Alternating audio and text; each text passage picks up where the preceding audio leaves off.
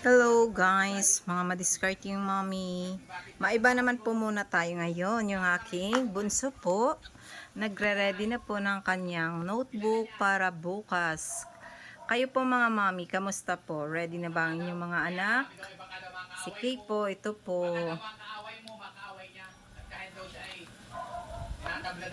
So, yan po muna ang ganap sa aking araw. Wala po muna tayong motivation para sa ating mga hanap buhay. Kasi bukas, Monday na po, kaya medyo magre-ready lang po talaga kami ng kanyang mga gamit para sure.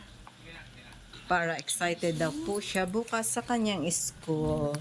So, yan po yung kanyang bag. English, Science,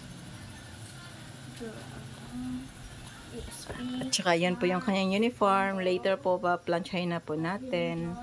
Okay, are you excited for tomorrow? Not yet. Why? So, yun lang po muna ang aming ganap this night. Magandang gabi and God bless us. Maraming salamat mga madiscarding mommy.